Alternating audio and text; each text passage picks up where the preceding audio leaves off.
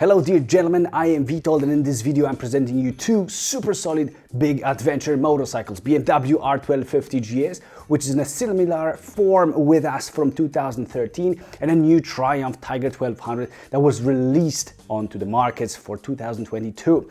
And there is a very special connection between these bikes actually, and I'll compare them in a number of categories to shed some light on the matter, since I've ridden every big adventure bike that's currently on the market, including the GS and Tiger 1200 in the GT and rally versions. Now I'll be comparing the GT variant to the regular GS as they are matched the closest, and I believe that a rally variant of the Triumph is falling behind in most categories when put against the GT variant.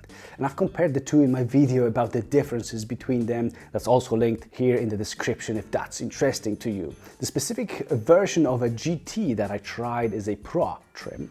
Now, going through all the categories, I'll tell you which bike does what better and which one takes a win in that particular area. The number of wins is irrelevant, as the categories that we're comparing them in have very different importance to all of us. But in the end, I'll tell you which bike I would buy myself and why out of these two. And I can do it honestly, as I do not own a GS nor the Tiger, so I'm not biased and my ego is not playing any role in here. So let's cut to the chase and begin with an exciting place to compare the two in, so engine and performance. In a GS, we've got a two-cylinder boxer engine that has 1254 cubic centimeters of displacement, 136 horsepower and 143 newton meters of torque. Triumph has a three-cylinder inline engine with 1160 cubic centimeters of displacement, with more power at 150 horsepower, and at the same time a bit less torque than 1250 GS at 130 newton meters of torque. In terms of straight line performance, Triumph is significantly quicker and it accelerates in a way that feels more, let's call it, effortless. Growing RPM do not make it vibrate more, unlike the GS, which starts shaking and sounding like an 80-year-old trying to get to the fourth floor through the stairs. It isn't as happy to be pushed, while Triumph's engine is definitely encouraging you to do it and makes you enjoy it much more. So in terms of performance and joy of getting as much out of the engine as possible, Triumph wins hands down. But what about the famous boxer engine flexibility? Yes, it's there in BMW and it pulls hard all the way from the bottom, feeling like an electric engine, just with lots of shaking and those noises, obviously, that the boxer engine makes. BMW makes you not have to change the gears that often, despite them not being super long, and it's thanks to that awesome torque that allows the GS to easily and instantly start overtaking other vehicles on the road, and that's really there. That's really great. So it's a pleasure, yet the Triumph is not bad here as well. That's what you might be expecting, also seeing 130 newton meters of its engine torque. And likely you guys will not be disappointed with this bike when it comes to flexibility. Yes, it needs to rev higher, but it pulls hard all the way from the bottom. GS's engine presents no heat issues, and Triumph's also is good in that area. The thing about that three-cylinder engine in the Triumph is that above around 5,000 RPM, when keeping it steady at that range and above, somewhere there, it does vibrate quite a lot. It's not there when you accelerate, but if you keep it steady, it's there. And that can indeed get a little bit annoying, but it's nothing that's super crazy terrible. The verdict is that Triumph's engine is much more enjoyable to deal with than BMW's clunky boxer, in my opinion. The strongest point of BMW here is its flexibility. Yet the thing is that Triumph, again, does that pretty well as well, while being much more lively and pleasant to use everywhere else, and also being quicker overall. The win in the engine and performance category goes to Triumph Tiger 1200. Let's move to the second area of this comparison, and handling, which is very important if you spend a lot of time riding in a variety of places. Triumph is super neutral here and does everything well, one might say. It's not crazy encouraging you to change directions, but it's also not discouraging. It's like it will take it all and do it well, and this is how it really is with it. It's not the best at lowest speeds, but it's manageable without any complaints. Could it be better? Yes, it could. And I know it could. Still, it's very stable, and at higher speeds lets you tighten the turns nicely while still staying perfectly neutral. You've got to push it to start leaning, but right after that everything goes smoothly. You can feel that the weight is located high, and it's understandable as it is located high. But I've just said that I know that it could be better, and I know that because BMW R1250 GS is indeed better, in my opinion, than the Triumph at everything that it does when it comes to handling, specifically in this category. And this is no insult to Triumph, which is really good, and in fact one of the best in the category, but BMW is just easier to steer at lower speeds.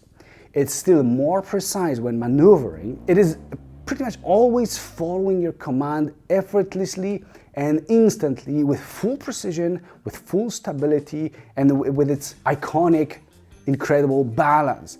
I know how it sounds, but it's got its center of gravity much lower thanks to those cylinders, and it doesn't feel top heavy at all once you start moving.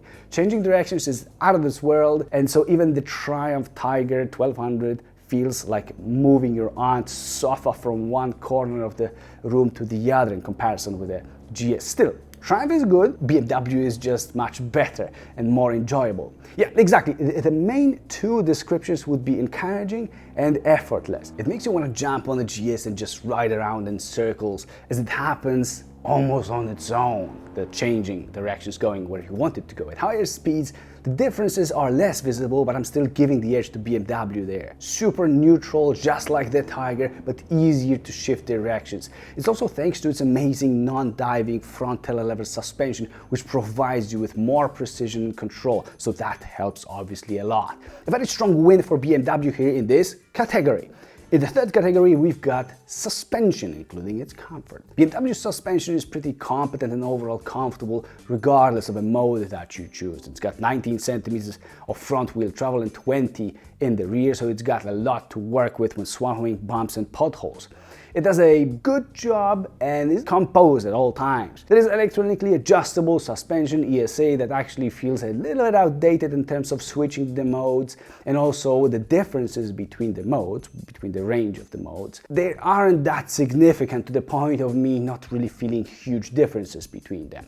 This is not the case of a Tiger though, which has a newer setup with simple adjustment from hard to soft, and hard being super hard and solid, while soft being super soft, comfy, and quite floaty. The range is so much larger than what you can choose from in a GS, and Triumph does it much better, I believe. I actually consider it to be able to become a more comfortable motorcycle in terms of suspension, and I've waited to say that for a long time, so it's finally time to say that in this video, having these bikes against each other. It's also got 20 centimeters of suspension travel in the front and rear, so a bit more in the front than a GS.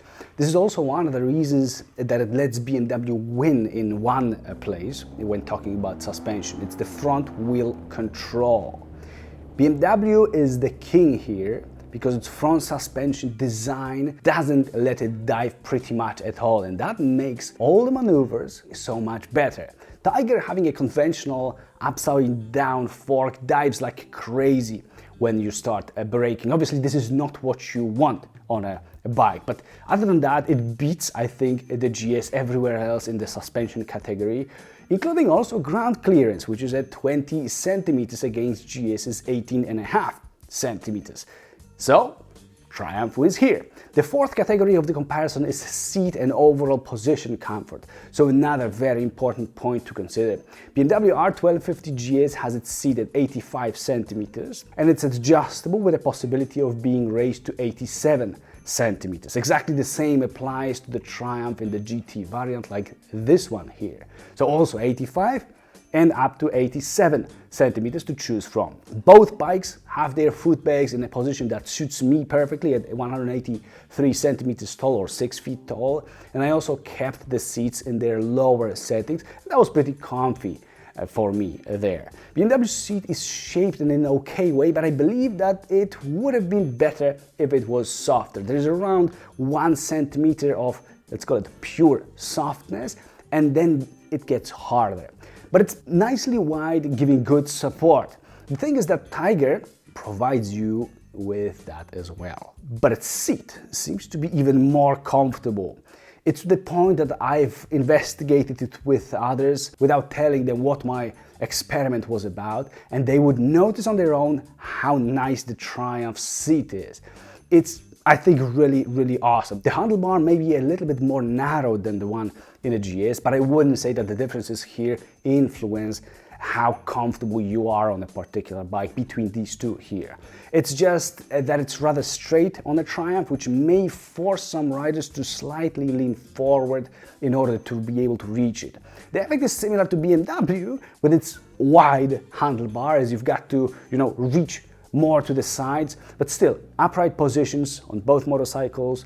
And keeping in mind all that, the biggest difference is the seat comfort, and Triumph wins here, and I assume that this might have surprised some of you guys. And that's why I asked others to judge that too, just to make sure that I'm not the only one who is having those feelings. They are subjective, of course, but I do feel that Triumph really deserves a win here. If you're mostly into comfort, do check out the Triumph. And also check out those electric office chairs like the one that I'm using. It's called 7G11. It's adjustable in 18 ways with some additional manual adjustments, a footrest. They come with footrest, an integrated battery, and there's some other cool stuff like this, everything here in Nappa leather. They are from Power Seats. I'm involved there myself. As you can see right now, I've got 2 of those. So take a look at powerseats.eu.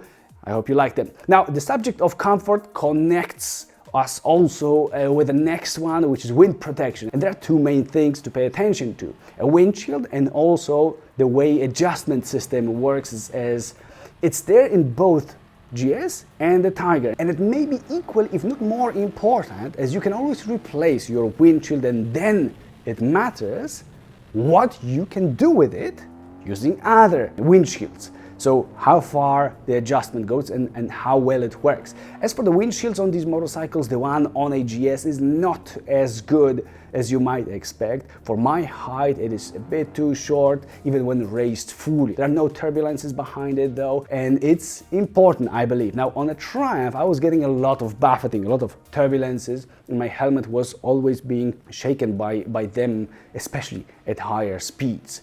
So BMW, I believe, does the job better here with the stock windshield. As for height adjustment, both bikes let you use only one hand, which is important and helpful when adjusting the windshield. BMW utilizes a knob that's not that intuitive. You never know which way to go, and Triumph gives you a bar to push down along with the whole windshield attached to it, or to pull it up. It's a quicker solution, but it requires more force. It's also less precise, and it likes to get stuck if you don't pull or push it perfectly straight, which you obviously always cannot do. So it's got its flaws as well. But once it gets stuck and you try harder, parts start bending, and that's a little bit scary. So in the end of the day, I think I prefer BMW's reliable solution that feels more robust. But there is one more thing that kept happening on a Triumph, actually both GT and a Rally, as they've got this exact same system. And I didn't even have to ride very fast to have all kinds of dirt and road debris through into my helmet from underneath, from the bottom. It's very strange, but it's there making my eyes watery every now and then when something gets stuck. So this is obviously not good, and in the end BMW secures a win in this category. Brakes. Which one has better brakes? Actually, in this particular situation with BMW, it's not only about brakes. Triumph has strong brakes in the front and in the rear. In the rear, it's got actually 2 sensitive ABS, which makes it less useful when it's being used on its own. But that's not the key, as the number one thing to mention after the brakes being strong enough is how easy to dose they are. In other words, can you use them the way you want to use them? And the answer in the case of a Triumph is not necessarily. What I mean by that is that the front brake has this behavior when, if you're squeezing the front brake lever, initially it's like it's doing nothing. So naturally, you go further, you keep squeezing further, and at some point they suddenly engage, sending you forward and making the bike's front fork compress like crazy actually, which being also sudden, because it engages like, you've got to get used to it, but otherwise it engages very rapidly, and it all sends you even further forward. Obviously, this is far from perfect and it makes you feel less in control over the motorcycle. The brake is way too sensitive after that initial lack of reaction in the Triumph, the front brake. This is especially visible if you are beginning your journey with a bike when you're not used to it, but it will always be way harder to use than BMWs. BMW doesn't have that problem, and its brakes always, I think, feel fantastic. And also, that's thanks to good ABS calibration, a lot of power, and the key feature that helps it here. And that's again, front telelever suspension, which prevents the bike from diving extremely, in this case, successfully.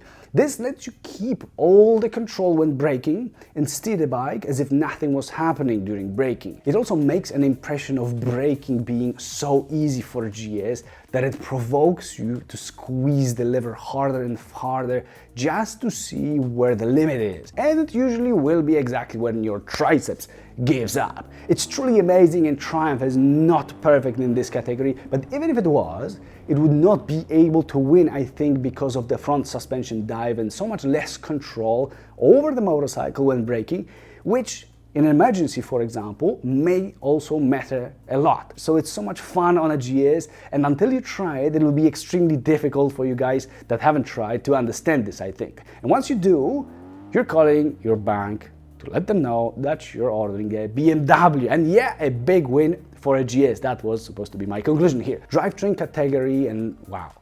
Here we've got two masters of the category that have incorporated the shaft drive. Both work great in my opinion in road use. You won't feel that they're there, you won't feel any influence of them, and I'm generally a huge fan of those solutions. And I see both bikes winning here. Pure comfort, and you may focus on riding. And this is what I like. I suspect many of you guys as well. BMW may have one feature that makes the system a little bit cooler, and that it's got a one-sided swing arm, while Tiger has a two-sided swing arm. So design-wise, it's not as fun, not as cool as BMW. But it doesn't give any other advantages to the BMW, maybe even a little bit the opposite. So we've got a nice tie here. Fuel tanks are also the same with both bikes, having 20 liters capacity, and there are other versions, so Triumph Tiger 1200 in an Explorer trim and BMW R1250 in an Adventure version, have larger tanks available, carrying 30 liters. So it's a draw here again. And I would expect BMW to be more fuel efficient, but it depends, so I'm taking this out of the equation. The next category is weight. In numbers, they are similar, as BMW comes in at 249 kilograms with fuel, and Tiger 1200 GT Pro is 245 kilograms with fuel, which may be the most common version. I myself would go for it out of the all versions available. So we may conclude that they are pretty much the same. Now, GS leans a lot when it's on a side stand, which makes it a bit harder to live with, as it requires more strength to bring straight. None of them is overwhelming, and I feel that with such small differences, even considering that the base Tiger can be 240 kilograms with fuel, it might be too close to pick a winner. But since this whole comparison is in fact quite close, I've got to give it to the Triumph due to those few kilograms less and easier everyday life due to the side stand situation. It's just easier to put it back straight. Yeah, because this is something that actually matters, and since everything else doesn't present enough differences, this I think has to be the deciding factor. Now about the tech, and considering that the GS is an almost 10 years older base, this means nothing. Yeah. BMW's display is quite nice and clear with easy to understand menus. Triumph's display is fine generally, but the graphics seem to be less modern and of a less high standard despite it being so much newer. The menus are definitely not as well planned in there, and some things are hidden further than in the BMW, I believe. Animations in the Tiger are choppy, and adding on top of that the fact that the display loads so long, and often you may take off without it being sober and conscious launches yet. That is annoying. BMW is better here. As for other things, the electronic suspension on a Triumph seems more capable and high-tech on the other hand. Tiger also can come with blind spot monitoring system. However, you cannot just add it as an option, but have to go for an Explorer trim with a huge 30-liter tank, which I cannot exactly understand the reasons of, and I think that it's a mistake on Triumph's side to combine these two. But GS cannot have this option that in general I consider helpful, and I would like to have it on my own motorcycle. I've got to mention though that I feel that Triumph hasn't done it in the best way possible, and the system works much better in a Ducati Multistrada. And I'm explaining that fully in my honest review of a Tiger 1200 Rally, in this case Explorer, that I was riding with this system. The video is linked in the description for you guys, along with a full review of this Tiger 1200 GT and also a GS, like completely separately. Both GS and the Tiger 1200 can have two heated seats. They can have cornering front lights and keyless ignition with keyless fuel caps, which I think are awesome. And one more thing that Triumph has that BMW doesn't is backlit switches on the handlebars, so that you see them also after dark. You see what you're doing, what you've got to press. And that's pretty nice. So overall, I think Triumph has a few things that BMW doesn't, and even despite having a worse display and menus, it has to take a win home in here. Going further, we've got sound. That is an important factor for me myself, and I'll make it quick. With BMW, that sounds like an elephant that had way too many beans for breakfast, while Tiger sounds like nothing at all at idle, as it's that quiet. But then when riding and getting into the area of higher RPM, it starts producing a very nice growl out of that 3-cylinder engine. It's actually so nice that it makes you want to hear it at all times, and it's dangerous because it's a quick bike, while speed limits are usually only going down, not up, sort of against the rest of the developments in the entire world, including vehicles development. Still, screw that, and Triumph secures a win here from me. But hey, do you guys like the way BMW sounds? I know there's quite a few of you that do like the box's sound, so please let us know in the comments, as this is a very subjective matter, so let's hear what you guys think. I won't be scoring off-road capabilities, and I haven't taken the Tiger off-road, and I would never want to do it. I took some older R1200 GS, and I do not regret it, as it all went well, but none of these bikes really should be used this way, I think, as they are too big, too heavy, and too expensive for that, at least for me. It's like taking a Cadillac Escalade or a Range Rover to drive through the bushes. Yes, they will do it better than, let's say, BMW 5 Series, not the X5, but just not as well as a Jeep Wrangler, which is actually closer to being exactly meant for that. Same here. If I was forced to, I would go with GS because of its perfect low-speed precision control and balance, and also more torque, lower. Design-wise, for me, GS wins, as it looks like a Robocop with its own style. It is hard to say that it's exactly a beauty, but it's iconic and it stands out, and you immediately know that it's a big GS. With Triumph, I am not exactly a fan of the design and that duck looking face. It looks a bit too ordinary, and this becomes especially clear when you park it next to other Triumphs from especially the Tiger family, so let's say the 900. So nah, I'm not a fan of that, and BMW works better for me here, and I'm giving a win. But still, it's up to every single one of us here, and it's an open discussion, or rather would be an open vote, an open choice. Now, a great point that is price and value for money. Base R1250 GS is 0.5% more expensive than a base Tiger 1200 GT, and no one buys these bikes in their base versions. Dealers generally don't even order them. For sure not at BMW. Now, properly equipped R1250 GS will be around 13% more expensive than a properly equipped, so a Tiger 1200 GT in a Pro version. This makes the Tiger less expensive, while it can still give you more overall, especially if you go for the Explorer version, then they are more matched. Maybe it's not handling or braking as well, but it's got better performance and comfort, which I'll also important. Still, these aren't huge differences. Now, if I were to forget that BMW is a BMW and that brand matters, or it may matter, I would actually say that Triumph gives a better value for money. It's still a premium brand though, and so we cannot ignore the fact that there's less hype, but hey, this is even just as good of a driveshaft here, and every Tiger comes with electronically adjustable awesome suspension. Now this convinces me that it's a better deal, and in the end it wins in this point, I think. The last thing to judge is the X Factor category. For BMW there can be amazing handling, there can be unusual telelever suspension, there can be brand and community, so it's not immediately that visible nor that sounding that exciting. But boy, that handling is something to dream about at nights, and to me it is generating a huge X factor. Is it strong enough to beat Triumph's performance? I think so. There are many bikes with crazy performance and also in this category, but the way GS moves on the road is just so much beyond what Tiger can give you. And GS is not slow at all, come on. It wins in the end in the X Factor competition to me. Now, to sum up, Tiger 1200 takes the wins in engine and performance, suspension category, seat and position comfort, weight, tech, sound and price and value for money. BMW wins in handling, wind protection, brakes, design and X Factor. So they've also tied in fuel tanks and drivetrain categories.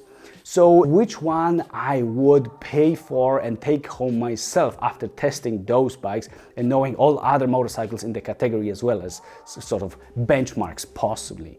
Both are proper motorcycles, and while BMW doesn't do anything in a flawed way, there are things that can annoy in the Tiger, like the display, like the front brake or the windshield adjustment, among some of those. There are others that you can see in my full review of this bike, which is also linked in the description. And I'm also screening a GS there fully if you would like to know more about each of these bikes. So Triumph to me is like a quicker and slightly more comfortable version of a 1250 GS, which in the end of the day, the Triumph is slightly behind it in terms of overall feel and joy of riding. And I've got to say that the legend of a GS does influence me, and it will influence many of you guys. And that's no bad thing. It's like fulfilling your childhood dreams sometimes for some of us, and I totally get it. Some others will want to have a Harley Davidson no matter what, but not that many likely will have such feelings towards a Triumph Tiger 1200, with all due respect.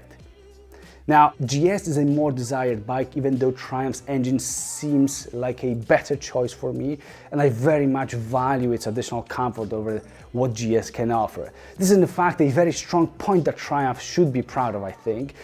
But yeah, I think I would be getting home with a GS. And I hope you guys enjoyed, and take a look at my full reviews of these two bikes now, and see you there.